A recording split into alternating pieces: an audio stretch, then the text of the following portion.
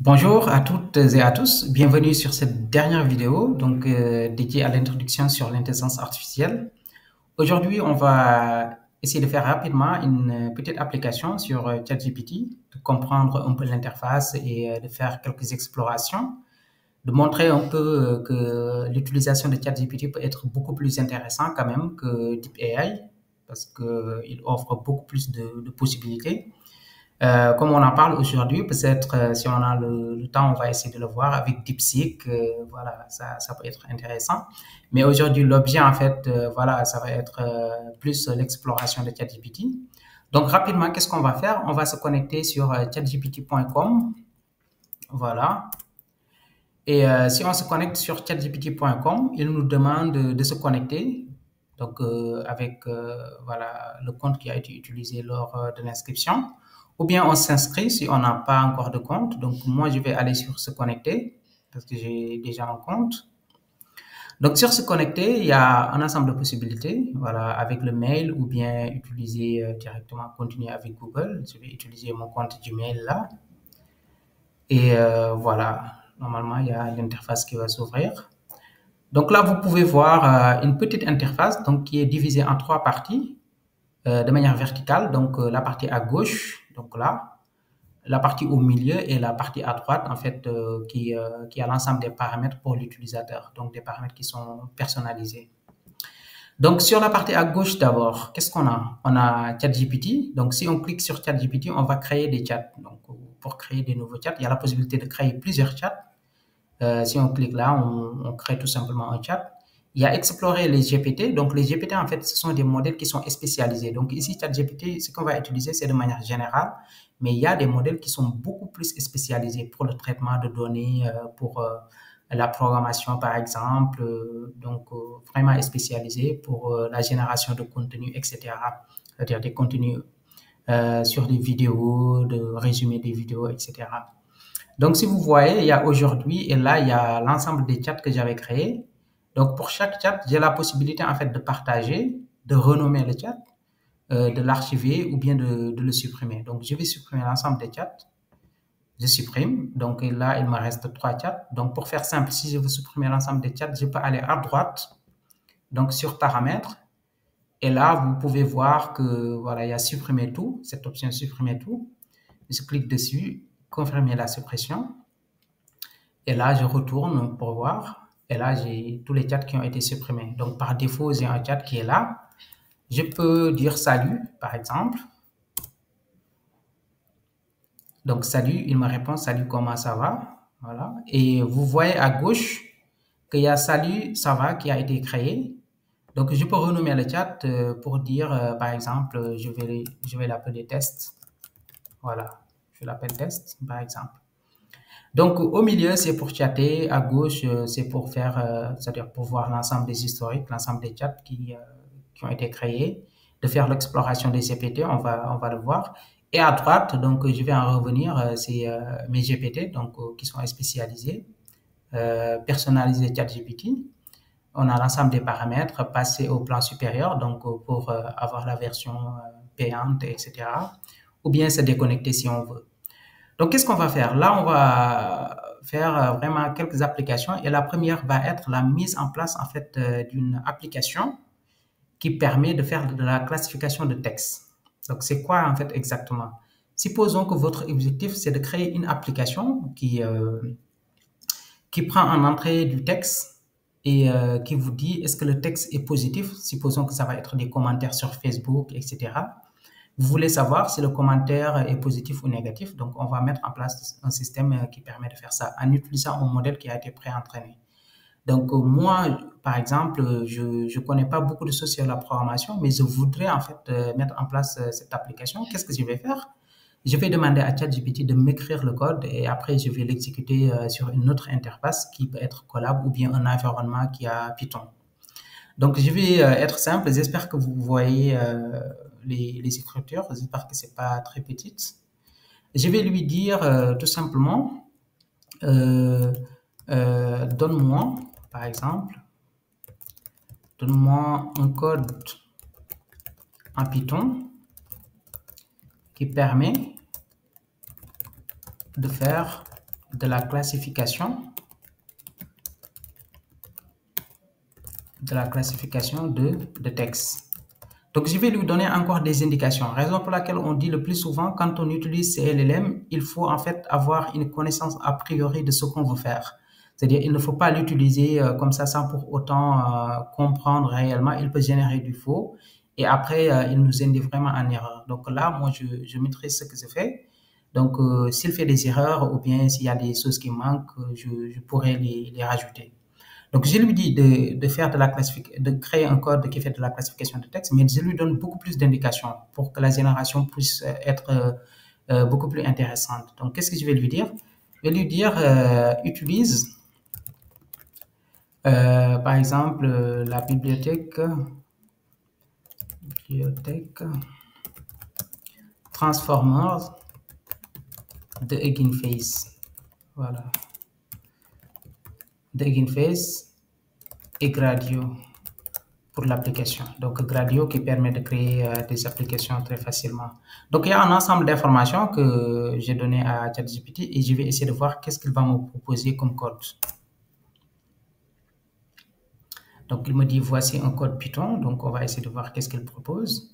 Donc, là, il a choisi un modèle. Donc, voilà, là, il agrandit même l'interface. Donc, il a utilisé Pipeline. Il y a Text Classification, donc pour faire de la classification. Il y a un modèle en fait qu'il m'a proposé, donc un modèle qui prend des textes en anglais, mais je peux prendre un autre modèle pour le français par exemple. Et à partir de là, il y a un ensemble d'informations, donc comment l'interface va. Donc pour exécuter ce code, tout simplement, je vais copier. Si vous regardez tout en haut, je copie et je vais sur Colab, ou bien si vous avez un environnement de Python par exemple. Donc sur Colab, là, je peux créer une cellule.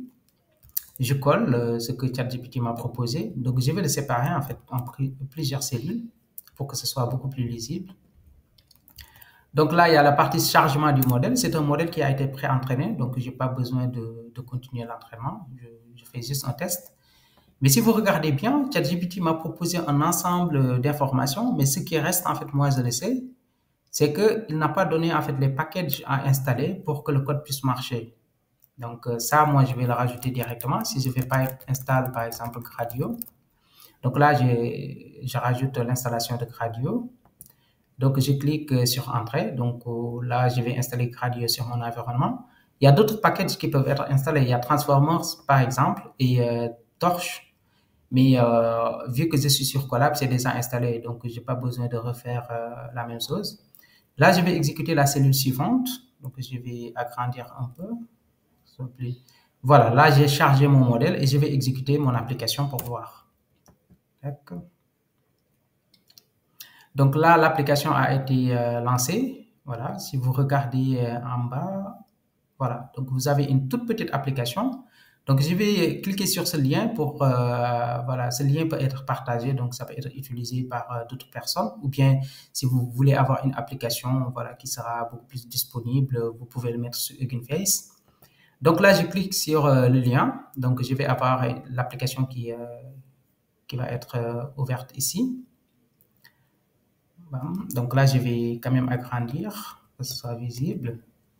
Donc là, si vous regardez bien, j'ai une application. Donc, je peux donner un texte en entrée et le modèle va me dire si le texte que j'ai donné, c'est positif ou négatif. Voilà. Est-ce que j'ai donné un commentaire positif ou bien négatif, ou bien c'est un commentaire neutre. Supposons que vous avez un service. Et il y a des personnes, après avoir utilisé ce service, ils vous donnent leurs avis. Donc, vous voulez en fait créer un système qui prend les avis et essayer de détecter les avis qui sont négatifs ou bien qui sont positifs. Donc, le modèle peut le faire très rapidement. Et là, on l'a construit sans pour autant utiliser, on a écrit aucun code. C'est ChatGPT qui a tout créé. Voilà. Donc, je vais lui dire de me donner un texte en guise d'exemple donc pour évaluer le modèle. Mais le modèle est en anglais, donc il faudrait que j'ai un texte en anglais. Donc, je lui dis, donne-moi un texte en anglais pour évaluer le modèle.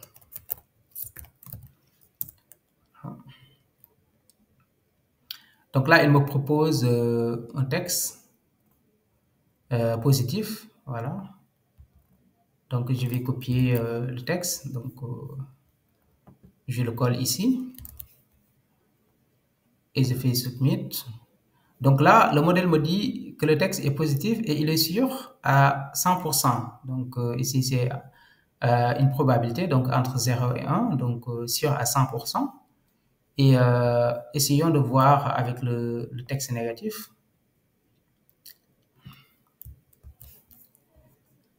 Voilà. Donc là, je vais tester le modèle sur la phrase. Donc là, il me dit que c'est négatif à 100% encore. Donc voilà, on a un modèle donc on a créé qui fait de la classification de texte. Je peux le faire pour la classification d'audio, pour la classification d'images, pour la génération, etc. Donc je peux créer un ensemble de modèles, un ensemble d'applications qui utilisent des modèles pré-entraînés pour résoudre des problèmes qui ne sont pas très complexes. Et en utilisant ChatGPT qui me génère le code. Il y a des applications beaucoup plus poussées en fait qui utilisent des agents aujourd'hui et qui vous proposent des interfaces d'exécution jusqu'au déploiement du modèle. Peut-être on va le voir. Et, mais pour le moment, on a ChatGPT qui nous génère du code et voilà, le résultat est vraiment intéressant. Donc après cette partie, je vais créer un autre chat pour illustrer l'aspect raisonnement. Le raisonnement, c'est quoi? Supposons en fait que vous posez une question à ChatGPT.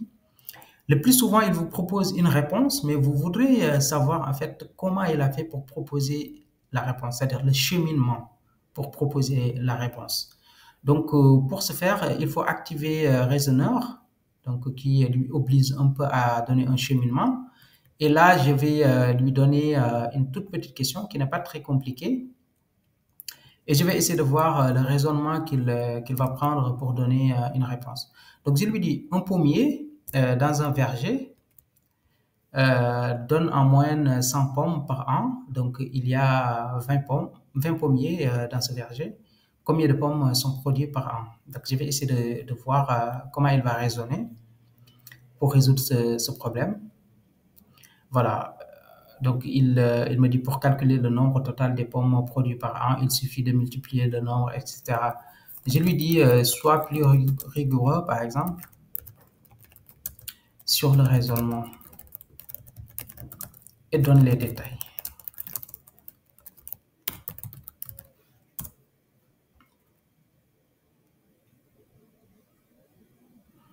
Voilà, donc là, j'ai un ensemble de propositions. Donc, vous pouvez voir, il me donne N en utilisant des variables, même comment il a fait. Donc, avec des étapes, comprendre les données du problème, identifier l'opération à effectuer, mettre en place la multiplication, calculer les résultats, conclusion. Voilà. Donc, la réponse finale, c'est 2000 pommes par an.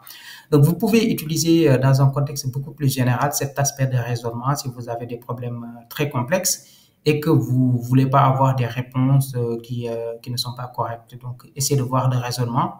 Et parfois, vous pouvez voir, parce qu'en termes de calcul, on peut dire que ChatGPT n'est pas le meilleur. Donc, si vous regardez son raisonnement, vous saurez que la réponse proposée, elle est correcte ou pas. Voilà. Donc, on va faire de la recherche. Donc là, je vais créer encore un autre chat pour ne pas mélanger les choses. Et là, je vais cliquer, au lieu de raisonneur, je vais cliquer sur rechercher. Donc, je peux laisser les deux, mais je vais prendre uniquement rechercher. Et là, je vais activer l'option web, c'est-à-dire il va me donner une réponse mais en se basant sur des informations qu'il a trouvées sur le web. D'accord, je vais lui poser une question simple, de me parler de la théorie de la relativité. Donc, je veux comprendre un peu la relativité, avoir des références. Donc, je lui dis juste théorie de la relativité et j'essaie de voir qu'est-ce qu'il va me proposer. OK. Donc là, si vous regardez bien, en fait, là, si vous mettez, par exemple, là, si on met la souris ici, donc on peut voir qu'il y a des informations qu'il a pigées sur Wikipédia. Donc, à chaque fois, il vous donne les références, en fait. Donc, et cela peut être très intéressant. Vous pouvez consulter les références. Et il y a même une vidéo voilà, qu'il a proposée. Donc, on peut regarder la vidéo qui peut être aussi intéressante. Donc, c'est ça l'aspect d'utilisation de la recherche. Donc, c'était ça les approches globales. Donc, l'utilisation de manière générale de ChatGPT, mais la liste n'est pas exhaustive, bien sûr. Vous pouvez faire beaucoup plus de choses avec. Mais moi, je vais aller vers la partie explorer les GPT parce que je vous ai dit dès le départ, il y a des modèles en fait qui sont vraiment spécialisés dans des domaines spécifiques. Donc, on va essayer d'explorer ces modèles et de voir en termes de performance qu'est-ce qu'ils proposent.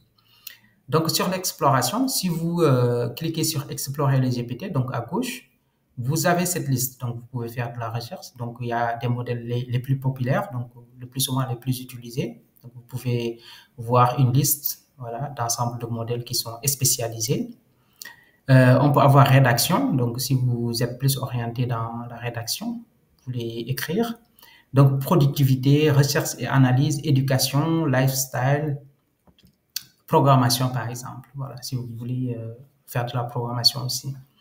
Donc, on va défiler pour voir un peu. Donc, il y a des vidéo makers, il y a image generator. Donc, vous pouvez générer des images. Write for me, donc pour écrire. Scholar GPT, donc pour accès à des ressources le plus souvent qui sont publiques avec Google Scholar, PubMed, etc. Donc, Archive. Donc, la création de logos, donc logo créateur, DALI par exemple aussi pour faire de la génération, data analyst, voilà, il y a un ensemble vraiment d'outils qui sont personnalisés, donc même Canva. Si vous voulez avoir des idées et tout, voilà, vous pouvez utiliser Canva et il va vous faire des propositions avec des liens bien précis. Et c'est à vous après de les adapter. Donc, Excel AI par exemple, voilà, donc vous pouvez explorer et regarder quel GPT vous intéresse le plus. Donc moi, sur cette partie, je vais faire l'illustration avec Data Analyst. Donc je vais cliquer dessus et là, je peux faire démarrer le chat. Donc maintenant, autant pour moi, je suis sur Data Analyst. Et qu'est-ce que je vais faire? En fait, mon objectif, c'est d'analyser des données. J'ai un ensemble de données, donc représentées sous forme de CSV. Je vais le donner, je vais le charger, le donner à mon modèle et voilà, je vais lui poser des questions dessus pour voir. Donc, j'ai préparé un jeu de données, donc je vais faire charger le fichier en local. Le fichier, il s'appelle Iris CSV, donc c'est des jeux de données Iris. Donc, le plus souvent, ceux qui font du machine learning ont beaucoup travaillé avec ces jeux de données. Très simple, donc je vais juste lui donner le jeu de données pour voir qu'est-ce qu'il va proposer. Donc là, il me parle, il me dit, I see you have uploaded a file named iris.csv. Donc, il me pose la question, donc qu'est-ce que je veux faire exactement? Donc, je vais lui poser la question en français pour orienter la discussion. Je vais lui dire, donne-moi une analyse détaillée de ce jeu de données.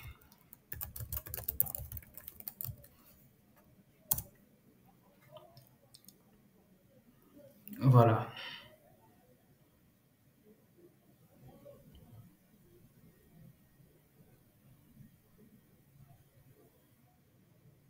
Donc là, on peut attendre quelques secondes, je dirais, hein. Donc, il me donne en fait l'ensemble des variables qui se trouvent sur mon jeu de données. Donc, il y a l'idée, le sepal length, le sepal width. Donc, Iris, pour ceux qui ne connaissent, qui n'ont pas vraiment travaillé avec, c'est juste des fleurs et l'objectif le plus souvent, c'est utiliser en classification. Donc, vous pouvez regarder mes vidéos précédentes pour comprendre ce que c'est que la classification. Donc, c'est de classer des fleurs en se basant sur le sepal length, le sepal width, etc. Donc, il y a un ensemble de caractéristiques.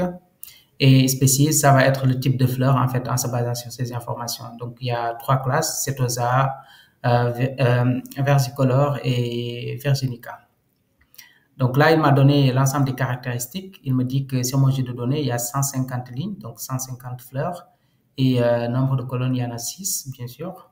4 colonnes numériques, voilà, et une colonne catégorielle, etc. Donc là, il me donne une description statistique, donc avec la moyenne, l'écart type, le min, donc euh, on a aussi le quartile, donc pour 25%, 50% et 75%. Voilà, on a aussi le max. Voilà. Donc, il y a un ensemble d'informations. Maintenant, qu'est-ce que je vais essayer de faire? Voilà, analyse des corrélations. Donc, on a aussi cette représentation. Donc, il y a des représentations graphiques. Donc, voilà, c'est une représentation graphique avec des histogrammes qui sont orientés, donc suivant les classes. Là, il a déterminé directement la classe et species, donc avec les couleurs, il y en a 3. Donc, il fait la représentation graphique suivant cette classe. Et il y a le scatter, donc on peut avoir le scatter ici suivant le petal width et le petal length. Donc, il y a vraiment un ensemble d'informations qu'on peut suturer. Donc, je peux lui demander de donner la représentation, ou bien je lui dis de me donner le code pour faire de la classification sur ce jeu de données en utilisant un SVM. Donc, je lui dis de me donner le code d'un SVM pour faire de la classification. Donc, un modèle pour faire de la classification sur ce jeu de données. Donc, je vais essayer de voir qu'est-ce qu'il va me proposer comme résultat. Donc, il me donne l'ensemble des étapes. En fait, si je veux créer un modèle, voilà, pour faire la classification sur ce jeu de données. Donc, il utilise scikit-learn. Donc, il me donne pipe install scikit-learn que je dois installer. Et je charge le jeu de données qui s'appelle iris.csv. Je supprime la colonne ID qui ne sert pas à grand chose sur ce traitement. Je prends je peux supprimer même la colonne species parce que c'est ce qui représente mes labels, si vous vous souvenez un peu de l'apprentissage supervisé. Et je fais un split du jeu de données pour avoir 80% sur le train et 20% sur le test. Là, il me propose SVC, donc il me propose ici un kernel qui est linéaire, pour ceux qui connaissent un peu le SVM. Il y a la partie fit, donc pour entraîner le modèle sur le jeu de données, et la partie predict, donc pour avoir le modèle sur la validation, donc quelle performance il a donné, donc les résultats en termes d'accuracy, la matrice de confusion, le report, etc. Donc, vraiment, il y a un ensemble d'informations qu'il m'a proposé et cela peut être intéressant. On peut aller beaucoup plus loin sur la construction, donc pour faire de l'analyse de données, vraiment.